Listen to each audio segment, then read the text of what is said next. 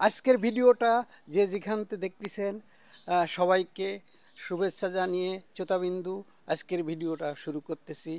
এবং আমাদের বাংলাদেশে যে অন্তর্বর্তীকালীন সরকার, সেই সরকার ক্ষমতায় বসে আমাদের দেশটাকে কিভাবে ধ্বংস করতেছে এবং সেইটা তুলে ধরব। এবং স্বাধীনতার পরে বাংলাদেশ গঠন হওয়ার পরে আর এইরকম কোনো সরকার আমাদের এই দেশে গঠন হয়নি। এই যে অন্তর্বর্তীকালীন সরকার এবং প্রফেসর মোহাম্মদ ইউনূস, তার ব্যর্থতার কারণে আজকে আমাদের বাঙালি জাতি এবং আমাদের বাংলাদেশের লাল সবুজের পতাকা আজকে মলিন হতে চলেছে। কারণ এই সরকারের ব্যর্থতার কারণে দেশবাসী আজকে আপনার চুরি, ডাকাতি, লুটতরাজ, খুন খারাবি, গুম এবং মিথ্যা মামলা বিভিন্নভাবে মানুষকে নির্যাতিত করা হচ্ছে এবং নির্যাতিত হচ্ছে এই দেশের সাধারণ আমজনতা।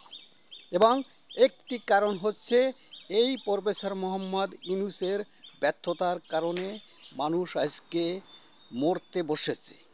কারণ এই সরকারের ব্যর্থতার কারণে দেশবাসী আজকে দুবেলা দুমুঠ খেতেও পারতেছে না।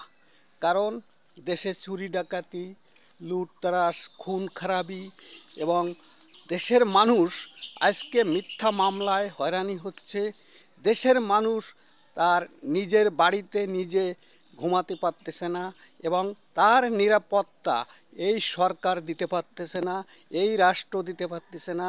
এবং কারণ এই রাষ্ট্রে এখন যে বসে আছে রাষ্ট্রের মসনদে, সের ব্যর্থতার কারণে দেশবাসী আজকে নির্যাতিত হচ্ছে এবং দেশের মানুষ আজকে হয়রানির শিকার হচ্ছে।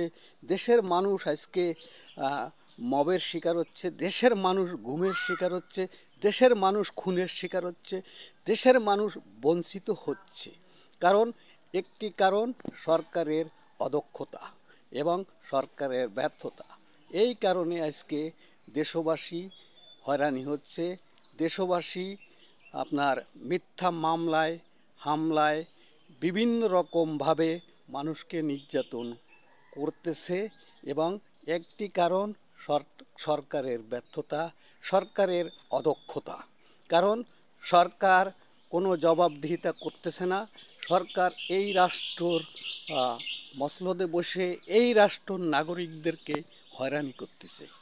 এটা আমরা অকপটিতে দেখতেছি। কারণ আমাদের বলার কিছু নেই এবং সরকার স্বাধীনতা বিরোধীদেরকে শক্তিশালী করতেছে তাদের হাত, আর স্বাধীনতা পক্ষের লোকদেরকে জেলে ভরে দিচ্ছে, জেলে ঢোকাচ্ছে। এইভাবে সরকার আজকে এই রাষ্ট্র পরিচালনা করতেছে। এটা হলো সরকারের ব্যর্থতা, সরকারের অদক্ষতা।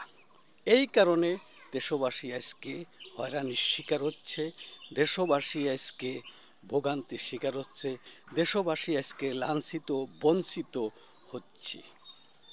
বাংলাদেশ, খোদা হাফেজ, আসসালামু আলাইকুম।